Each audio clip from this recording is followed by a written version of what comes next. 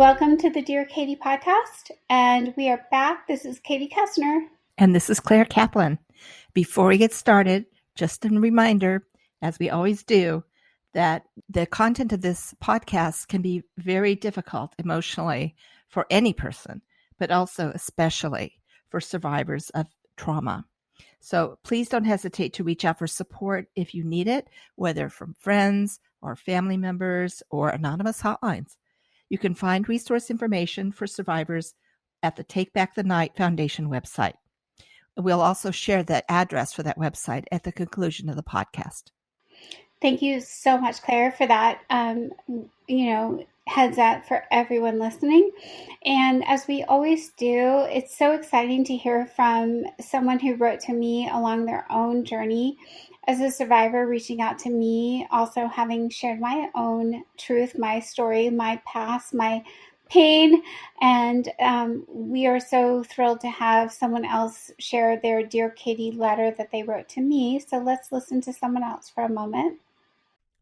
Mrs. Koestner, I wish to thank you again for coming to speak to my school. It's probably easier to hide from issues of abuse and rape at an all-male school. Our young men needed a good, undeniable wake-up call. For those, I believe few, who might contemplate such an offense, I hope they will now think twice and however many times they need to think in order not to make that grievous and irrevocable error. My sister, now deceased, was an abused woman by more than one man, so I have more of a personal interest in your work because I can see her on stage as well.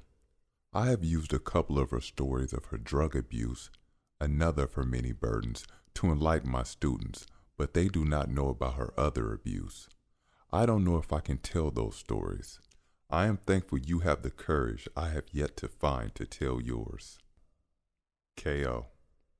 Wow, always incredibly amazing and powerful that someone was willing to share that journey with me. And now we'll roll into present tense. Our guest today is Kelly. Kelly, thank you so much for sharing your story, your journey with all of our listeners. And it's so incredibly important to kind of start out with a little bit about who you are so our listeners have some, where are you now? Where do you live? Where did you grow up? Share a little bit about you. Sure. I currently live in Bloomington, Indiana. I grew up a little bit everywhere. I traveled a lot when I was a kid. My father was in the restaurant business, and so I've lived a little bit of everywhere across the United States. I'm a single mom. I have a 19, almost 20-year-old daughter. I am a fiscal director for a nonprofit. I've worked in nonprofit social services for the last 23 years. I put myself through school when my daughter was a toddler, so my degree is actually in biotechnology. Other than that, I guess hobby-wise, I throw axes and knives these days. So I guess that's probably about the best part of what I've got to share there. Oh my gosh, I love already axes and knives and having a kid. The mic in front of you, the journey and story and narrative that brings you to that mic, where did that start? What did that look like for you? Sure. I had been in a long-term relationship for about a little over 12 years and was completely gaslit. I found out some pretty horrible things. I ended the relationship. I sat out for about a year and a half and even remotely wanting to try to date again. And I had done some self-healing, had gone to therapy, and it felt like I was in a good place to at least try just to get myself out there a little bit. And I have two very close friends who had met on OkCupid years ago. And so I thought, well, I would at least try that platform. And pretty much right away, I took up a conversation with someone local. And I thought, wow, this is kind of too good to be true. He's a professional. He works for the city. He has a son that's around my daughter's age. They went to the same high school. Seemed very family oriented. He and his former partner had ended their relationship roughly around the time that I ended mine. So he had been out of it for as long as I had. He'd said that he had been dating a little bit here and there at first. So, I mean, it was just very easygoing conversation. We met for dinner at a local brew house here in Bloomington, where I know, the majority of the staff. The date just was weird from the get-go, and I was having a very hard time getting a bead on him, and he was not at all who I thought that he was. Hey, Kelly. Yeah, totally. This is so amazing. And I'm so glad you're sharing your narrative because this is new to our listeners. We have not yet talked about these people we meet online, and your vibe on this guy. I really think it would be really amazing to dig in on what were those bells and whistles going off. Was it how he was dressed? Was it, if you thought back, what was making you feel already like this may not be great? What could you share with our listeners? As far as the bells and whistles go, his mannerisms were not the same as they were in his flow of conversation. He couldn't look me in the face for very long. He wasn't very personable. When we were at dinner, he was maybe looking at the woman sitting next to me. I tried to end after dinner. I was like, this was nice. I guess, I'm just not feeling like maybe we want to do the next thing. I don't particularly pick up that you're having a good time. So I'm fine with ending it. I really appreciate you having dinner with me. And he acted shocked. And it was the most animated that he had been pretty much since he met me. Right off the bat, it was more of a bead. I think that he was able to tell that I was very nervous. And so he went ahead and played on keeping me nervous. It was just his mannerisms. They came across as false. It was like anytime I would try to engage in a conversation, trying to learn more about him, aside from what we talked about electronically, there was this persona about him electronically that was not present in his physical being.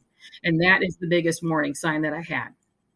Mm-hmm. Let me ask you a question because, your hackles were raised and you knew something was wrong and you make the attempt to end the evening.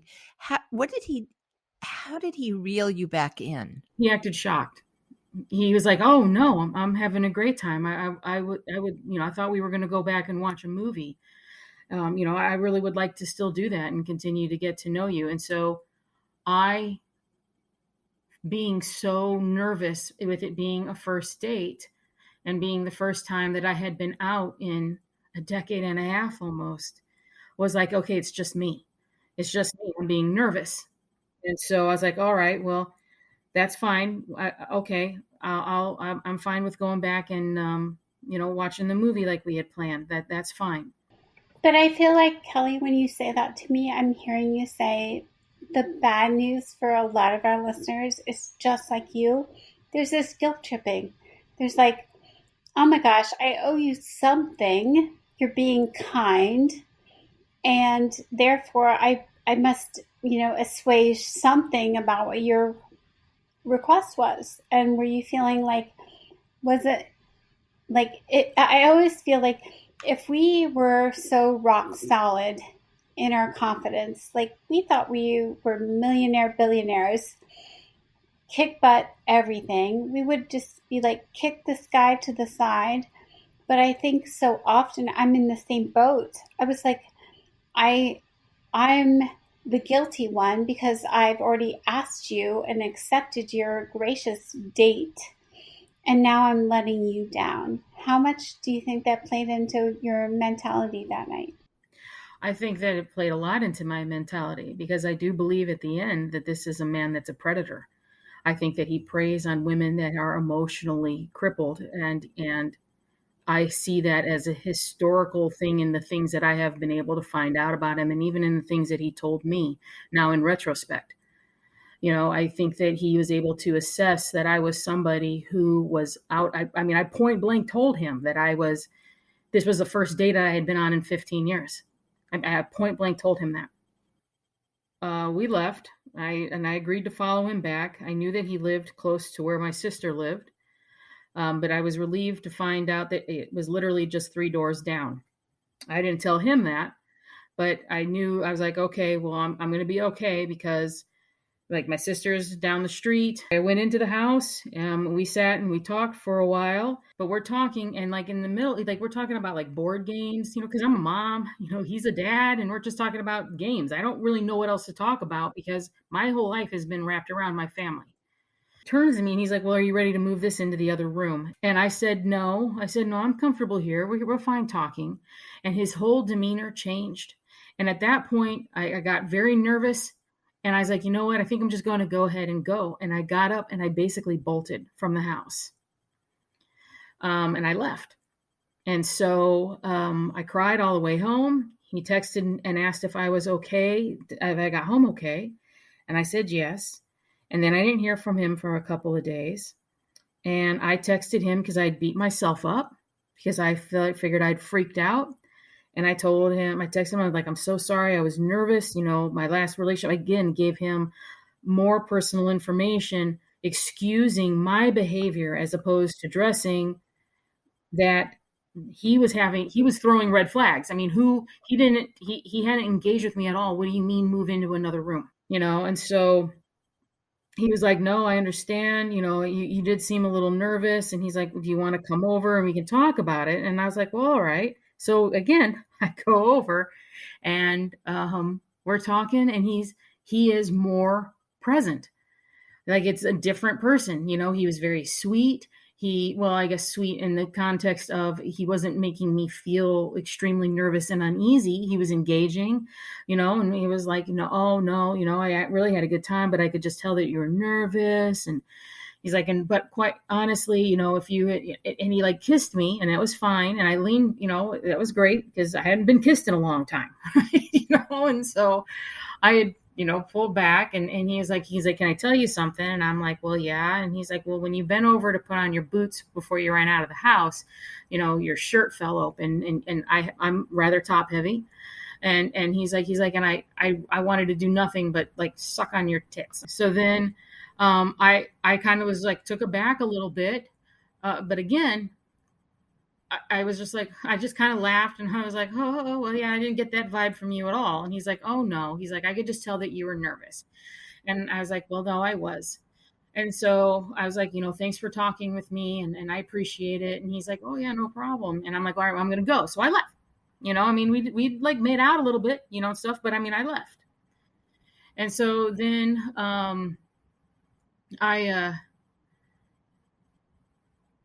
for whatever reason, for like the next week and a half, almost 2 weeks, it became a situation where all he talked to me about was sex electronically. I was starting to get dick pics from him from his office. He would ask me what I am doing, and I would reply, and then he wouldn't talk to me for a couple of days. So I was constantly like not sure about what was going on. And then we got into my sister's husband's grandmother passed away. I needed to take care of her dog so they could go up to the funeral. And so I went to her house, and it was raining, and the dog had gotten kind of muddy. And so I took a shower and had come outside to put stuff in my car, and he went by. And so I texted him because he looked right at me. And I said, hey, I'm not trying to creepy stalk you or anything. I told you that my sister lived close. I just didn't tell you that she lived 3 doors down. And he's like, well, no, I hadn't heard from you in a minute because I hadn't replied to the last dick pic that he had sent me. And he's like, you want to come up and hang out? You want to come up and play? And so I was like, okay, well, I can probably do that. Again, thinking, all right, we might make out a little bit. We're going to hang out. That's cool. At least he's there.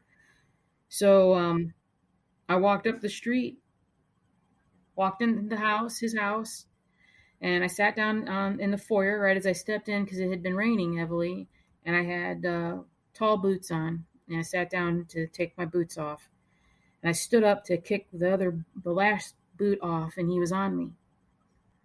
He had me up against the wall. I didn't even have the front door shut, and at first it was kind of, I guess, passionate, for lack of a better word. I wasn't alarmed yet at that moment. I just couldn't think fast enough about what was happening.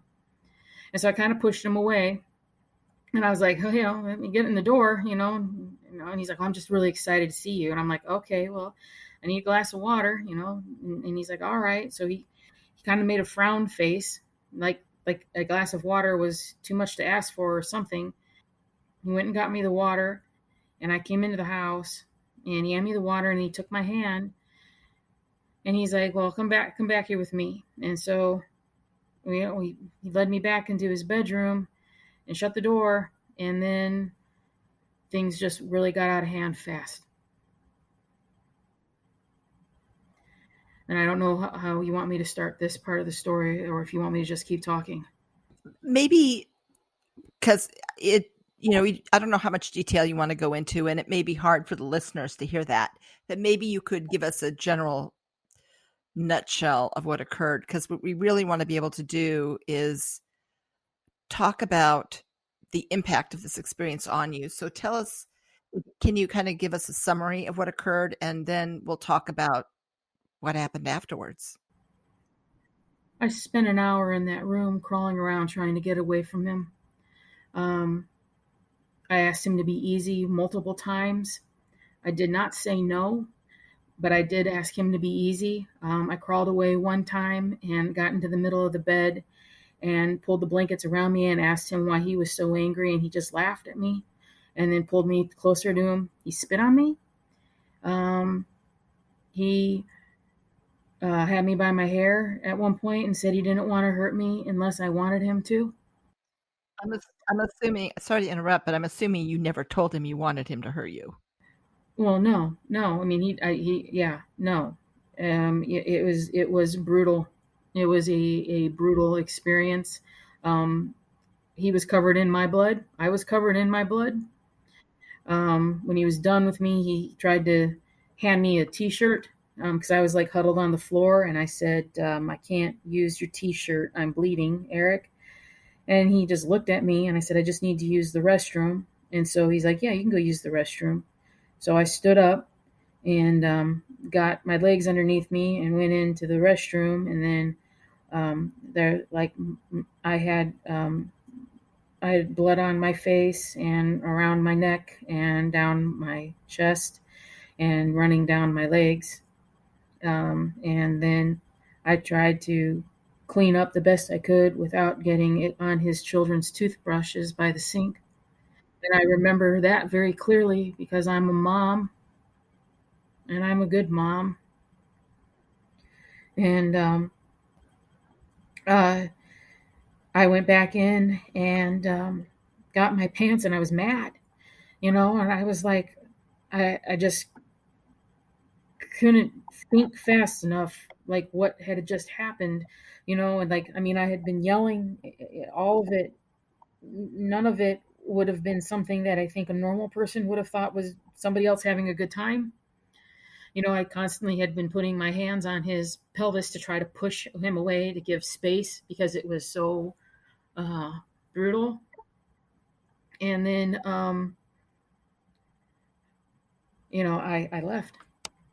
I ran out of his house and ran down to my sister's house and then laid on the floor and cried because I wasn't really too sure what had happened. And then I got myself up in to move in the morning and realized that, I mean, it was quite disgusting what he had done. There had been no discussion of protection or of anything. He just started going at it right away, manhandling me right away. So there was no discussion about that. And I needed to go and get Plan B. And for that matter, I have not been medically correct since. I have not had a period correctly since he put his hands on me. That's one of the physical fallouts from this right now. Oh my gosh, Kelly. I'm with you in present tense. This is not past, it's still going on for you. And I'm sure so many of our listeners are in the same place. Honestly, Kelly, like so many are probably going to hear your voice and be like, oh my gosh, this was just yesterday for me, last night for me, last weekend for me. And your courage is so inspiring. Claire, I want to help Kelly bring her story and her voice to more people, but I think the ongoing experience, but how you're coping. Hey, Kelly, if you could share the things that come to my mind. Let's start with present tense healing process. I'm in therapy every week. Does it help? How do you find a therapist? The doctor who I finally went to, I did finally get an exam about 9 days after he touched me because I wasn't able to move still. And I was breaking down because, I have a beautiful daughter. Now, if I can't protect myself, this is my mindset. How am I going to protect her? So I was sleeping in front of, or not even sleeping, but just sitting up in front of the door all night long. And so when I finally went in, because the pain wouldn't let up, even 9 days after, without her even starting to do any type of internal exam, she could see the damage outside still. And so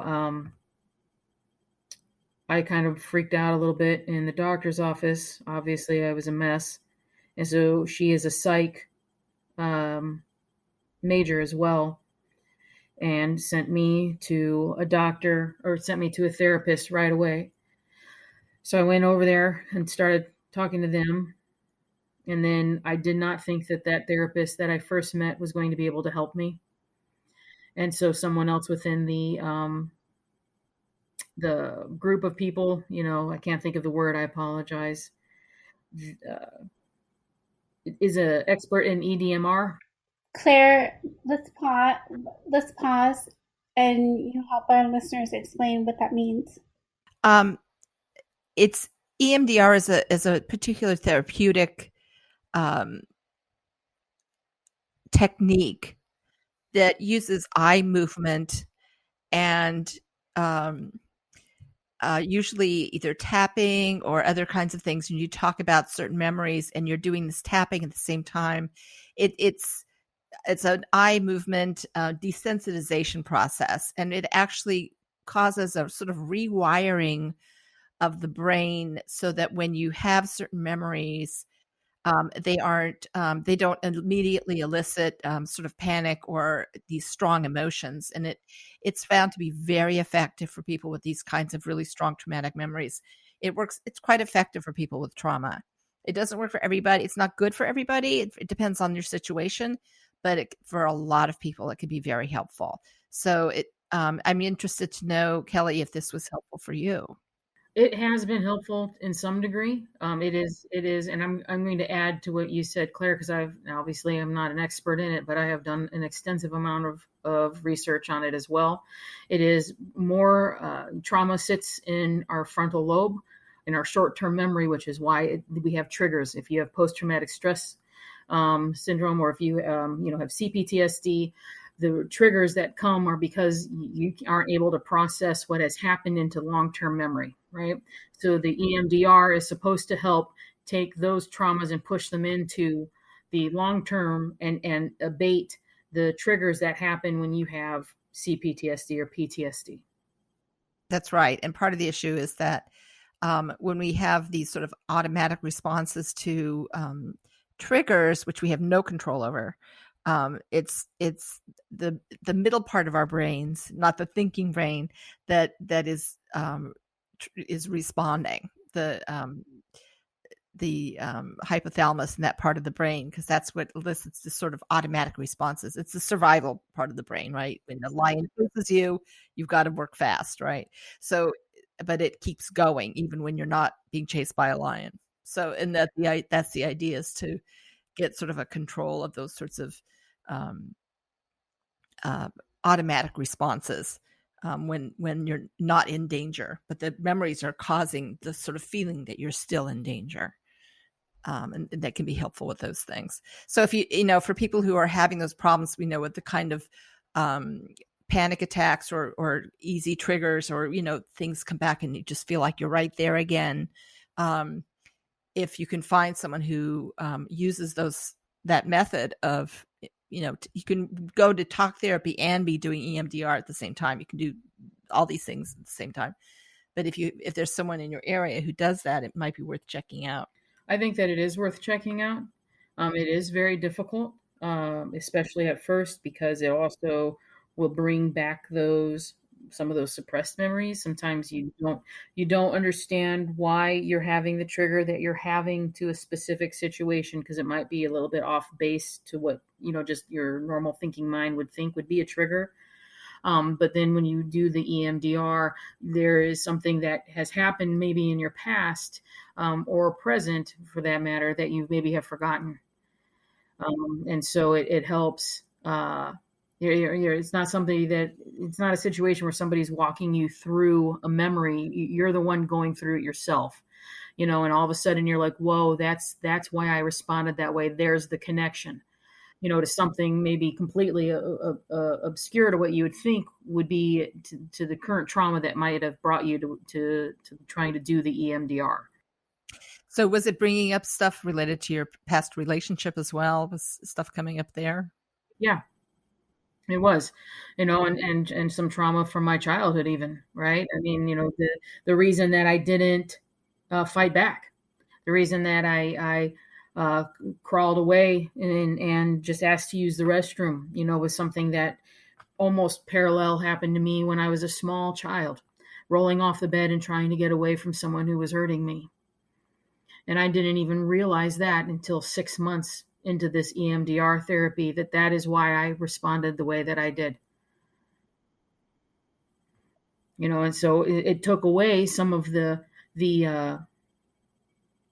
for lack of a better word, anger at myself, because I didn't fight back.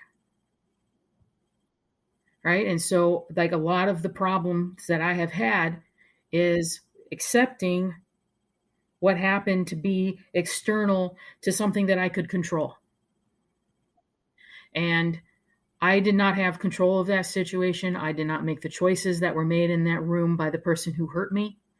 I did not have anything to do with that. And for the longest time, I carried that blame.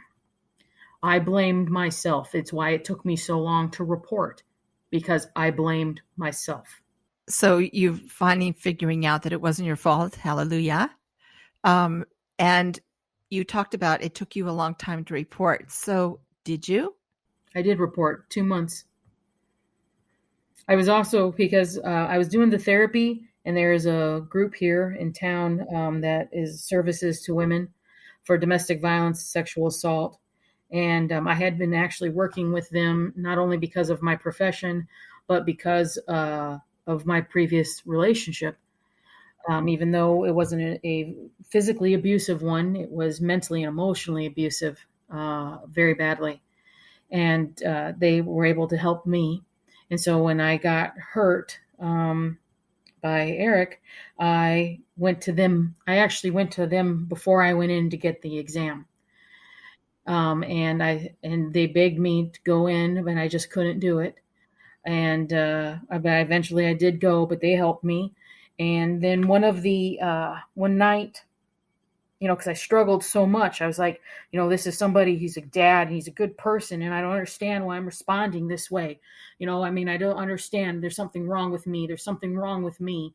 And finally, the facilitator, she's like, Kelly, why do you keep saying this? We keep telling you that what you are sharing with us, what you've lived through, is not something that is normal. That's not a normal interaction with somebody. This guy's a monster. And I said, well, he was trying to be nice, and as I was trying to leave the house, he told me to go home and take a bath. And the facilitator, she's like, wait a minute, what did you say? I said, he told me to go home and take a bath. And she's like, you've not told us that before. And I said, well, I really didn't think it was important. It pissed me off because I had just told him that I got out of the shower and my hair was still wet when I got there. So why would he tell me to go home and take a bath? Right. And she's like, because he's done this before. And I was in shock. And so I walked out of that meeting, and the meeting's across the street from the police station. And I stood in the snow for an hour trying to figure out what I'm going to do because it isn't about me anymore. If he's hurting other people and I did nothing, I did nothing. And I'm a lot of things in this life, but I am a protector. I do not allow other people to harm others if I can prevent it. That is what I do in this life. And I wasn't too sure what I was supposed to do. And so I stood there in the snow for like an hour, and then I finally went home and I sat up all night and I opened up and restarted my OkCupid app, and I reported him. That was on a Friday. And by Monday, their security people had contacted me and shut him down out of Match entirely. He's not allowed on any Match groups, and that was with me not having a police report. I told the people at the Women's Center that this happened, and they said they have something else on them, because the emails that I have back from the security people said that if I do decide to report it at all, that I can contact them, that they will provide anything they need to any of the law enforcement agencies that may contact them. So that you think other people have already reported him. I think that or his activity that they could see through red flags. And so he was banned from all of Match.com. And so for a month, that was, I guess, good enough for me. Well, I'm sorry, I should say that on Monday night they talked to me. They sent me the email saying that he was banned, and then on 5 o'clock Tuesday, within 10 minutes of him having to have left his office, he texted me and said, I received an email. I received notice today that you got me kicked off of OkCupid. I received your letter and I didn't respond because I thought you were just expressing your feelings. But now you're interfering with my life, and I can't have you running around with these thoughts of me in your head. Let me know if you need to talk for you. And so when I got done with the exam the month before, and I was free and clear of any diseases that he could have given me, I did send him a letter saying that what he did was unacceptable, that my doctors and then the people at Middleway, which is the place that I go to, said that what he did was rape. I explained that the things that happened between him and I'm trying to paraphrase so you guys don't have to listen to all of it. In the end, I told him that if this is how he treats people, one day he's going to hurt someone and they're going to be able to make the rape thing stick. And when that happens, that I will always remember his name and I won't leave her to stand alone. And so that's what the letter he was referencing. So then we get about another month out. I'm in therapy. I'm trying to just hold on to everything that I have, and it's not enough. No, Kelly, I hear everything, and we only have, unfortunately, a few more moments with our listeners for our today time. But if I can summarize, I think what you've shared with our listeners today, Kelly, has been a narrative of, luring over the web this man who cajoled and tricked and used every possible method. And our listeners can go back and listen to your storytelling on so many details you've noticed along the way. And then ultimately how he did perpetrate rape upon you, which is, beyond belief. And now you're in the midst of trying to navigate the legal situation, which I'm sure so many of our listeners are saying, like, is it worthy? Can I do this? And I think you've given them hope and insight that it is worth it. So as we close with our session, I would only like to hear from you on 2 points. One is it's still really raw and fresh, but you're still incredibly strong. What techniques can you give to our listeners that you're using every day, every moment to thrive and survive? What are your 2 top tips? I meditate and I work actively on healthier self-talk. The dialogue inside of our heads, I think when this kind of thing happens, becomes very ugly and jaded. And that is the worst thing that we can allow to happen. And this is something that we do have control over. We can tell ourselves good things, that we were strong, that we fought back, and maybe not in that moment, but I've been fighting ever since. And I fought to put him in his place to the best of my ability.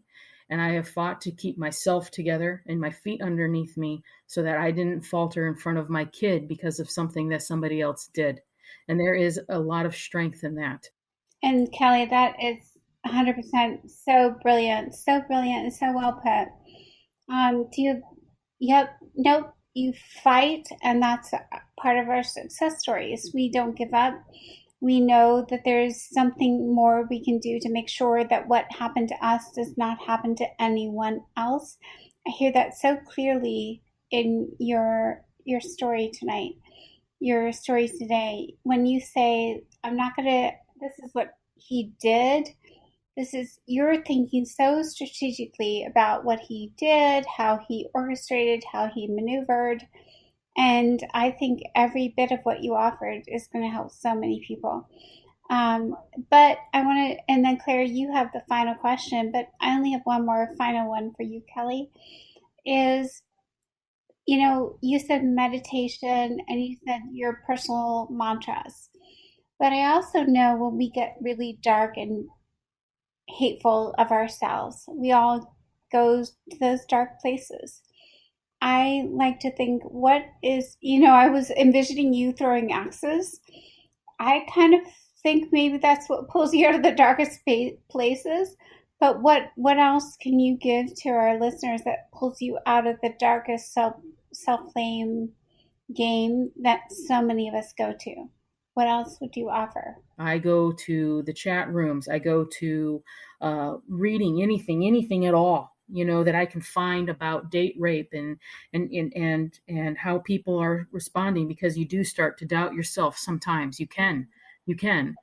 And what I found with you and why I reached out to you, I didn't realize I was reaching out to you directly. I just was writing in to thank you, basically, because what happened is it was a 3:00 in the morning kind of thing where I'm beating myself up and I think that I'm nuts, and that I've damaged my friends and my family and all kinds of things because maybe I've just made this worse than what it was. And in reading some of the stories and some of the things that you wrote and how it affects victims offered validity in my feelings, because all of our stories are different. What happened to us is different. Who we are, we're different. But the way that we feel is the same. That level of shame, that level of fear, that level of doubt that we have in ourselves, all of that offered validity to me, because then it's not just my story, right? How I feel is how another woman in another state feels about what happened to her. And that offers validity. So I would tell the listeners that if you're struggling, reach out and talk to other people, because it's not you. You didn't make it up. You didn't exaggerate. You didn't do anything wrong. You're not alone. And you have every right to have your voice heard. Kelly, you are the best. You're my hero too. I'm not a hugger either, but if you are, I give you a virtual hug. But my gosh, your words, your story, your share, your conviction, your vision, and your invitation to every one of our listeners to reach out, to share, to shatter the silence. Thank you so much, Kelly. Yeah, thank you. And I do have one more question. I hate to divert because this is such a great way to end, but I do have to ask, because I'm wondering if your daughter is aware, and what have you said to her, and what are you teaching her about this? That's what I'm kind of wondering. Sure. My daughter, I was able to keep it from her for about 2 weeks, but she couldn't even hug me because I was in so much physical pain still. Um, when I did report, the detectives actually came and interviewed her, and I had to stand outside my house and have my child ask if I make reports like this often. So if you guys ever want to do another podcast about what happens when you do go to report and how you got to keep your head up and your back straight, you need to go ahead and contact me because I'll be glad to talk about that too. And so with my daughter going off to school, um, I have walked a very sharp line because I realized that she was scared. And she unfortunately sat outside my bedroom one night when I was calling and talking to my mom during the police investigation and heard details that I would have preferred she not know. And I had to address that. And my daughter is my light in this life. And I hope that she views me as being a strong person. I think she does. She tells me that all the time. It took me a while to tell her that I was going to do this podcast, quite frankly, because I was worried that she would think that it would set me back. But she was proud of me. And she's waiting for me to call her, when we're done. And with her being, my daughter's beautiful. My daughter's outside beautiful. She's inside beautiful. And I worry about something like this happening to her a lot. You are allowed to have your feelings and act on them accordingly. Don't doubt it. Don't second guess it. Get the fuck out. Sorry to swear, but seriously, get the fuck out. If that's how it is, get away. You don't have to sit there and try to figure out if he's trying to be nice or not. Leave. You sound like an awesome mom and an inspiration to your daughter. And you are from this podcast, I'm sure, an inspiration to many. So thank you for sharing that. This podcast has been brilliant. Kelly, thank you for gracing us with your narrative, your story, your honesty, all you gave us. I then rest with our listeners. Thank you for supporting Kelly. Thank you for taking this journey with us on this podcast to listen and support. And I hope you'll message her with any thoughts, in our chats and our aftermath of each episode as we release them. I know Kelly would love to hear from all of you on how you helped her and how you're going to react and how you're going to go with your own next steps. So thank you so much, listeners. Thank you, Kelly. This has been another edition of Dear Katie. And Claire, over to you. Thank you, Katie. And I also want to thank the listeners for listening to the story and to remind you that if there's anything on this podcast that you found that brought up any issues for you or made you question anything, you can certainly visit takebackthenight.org for a list of resources and information about our legal support hotline. Just like with Kelly, we are never alone. There are many walking with us in healing, and so in supporting survivors and in ending sexual violence. And for all of our listeners, together we shatter the silence, we end the violence, and we look forward to having you on our next episode. Thank you for joining Dear Katie. Take care.